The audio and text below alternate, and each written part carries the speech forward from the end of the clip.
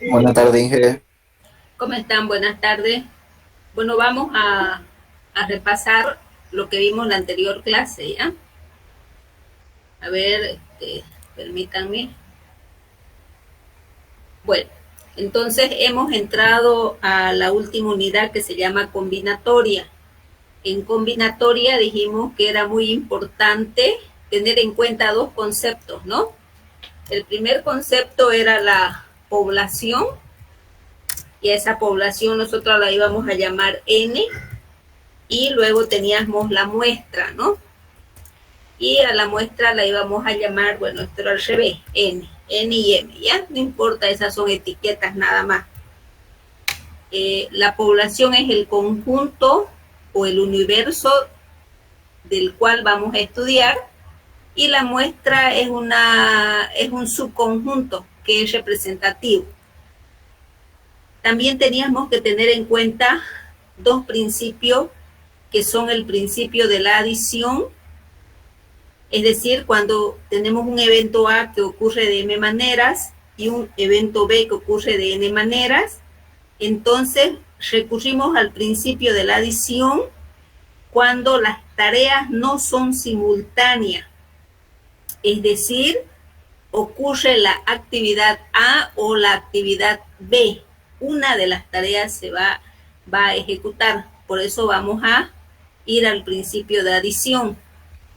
Y vamos a ir al principio de la multiplicación. Si yo también tengo estas dos tareas, una se ejecuta y luego la otra. Es decir, ocurren las dos tareas una después de otra. ¿Ya? Y bueno, la combinatoria es una parte de la matemática que nos enseña a agrupar los elementos y utiliza algunos criterios, ¿no? Como ser, si importa el orden, si importa el orden, decíamos que podíamos hacer permutaciones o variaciones. Y si se utilizan todos los elementos, directamente permutación. Y en las permutaciones nosotros podíamos tener las permutaciones distinguibles, cuya fórmula es P de n factorial de n. E hicimos uno o dos ejercicios al respecto. Luego teníamos las permutaciones con repetición, P de n en A, B y C, donde A más B más C deben ser siempre menor o igual a n. Bueno, este es en el caso de que importe el orden y que se utilicen todos los elementos. Pero también se puede dar el caso que importe el orden, pero que no se utilicen todos los elementos.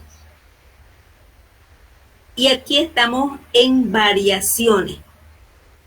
En las variaciones nos podemos preguntar si se repiten o no los elementos. Si no se repiten los elementos, tenemos variaciones distinguibles de n en k, n elementos tomado de k en k. Y esto es igual al factorial de n dividido entre n menos k factorial, siendo k menor a 0 y menor o igual a n.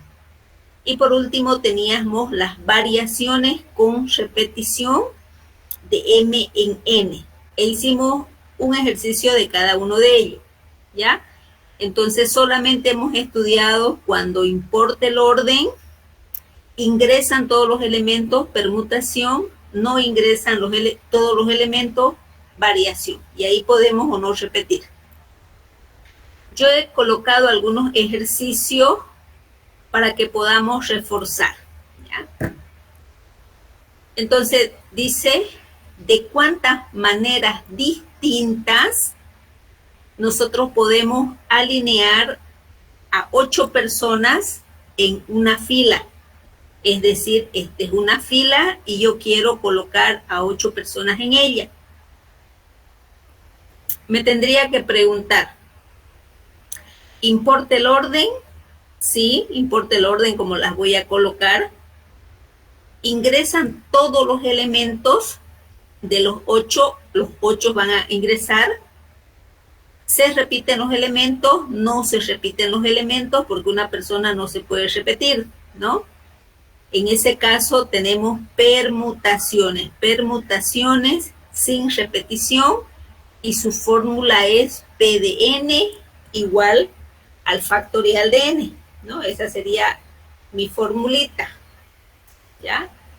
Tomando en cuenta en este caso, en este ejercicio, que n es igual a 8. Entonces calculamos y vamos a decir lo siguiente. Factorial de 8, 8 por 4 por 3, ¿no? Por 7, 8 por 7 por 6 por 5 por 4 por 3 por 2 por 1, y eso me va a dar 40.320 maneras. Yo puedo alinear a esas 8 personas, ¿ya? Entonces, en este caso, sí importa el orden, ingresan las 8 personas y no se repiten las personas. Pero me pueden decir también si 3 de esas personas deben estar juntas, es decir, la persona 1, 2 y 3. Lo mismo yo tengo mi bloque de 8 personas, ¿no? 1, 2, 3, 4, 5, 6, 7 y 8. 8 personas. Pero estas 3 deben estar juntas. Entonces, al estar estas 3 juntas, forman un solo bloque. Por lo tanto, ya tendría 1, 2, 3, 4, 5 y 6. Ya esto lo tomo como un solo bloque. Entonces teníamos permutación de 6. Pero ¿qué pasa aquí adentro? Aquí adentro también deben permutarse estas 3 personas. ¿O cómo las debo ordenar? Y sería permutación de 3. ¿Ya? Ahora, si me pongo a razonar, no puedo yo hacer el principio de la adición porque no se van a ejecutar una de las tareas, sino tengo que ir al principio de la multiplicación, es decir, primero hago esto de acá o al revés y después organizo las 6. ¿Ya? Entonces tengo 2 tareas que se van a suscitar una después de otra.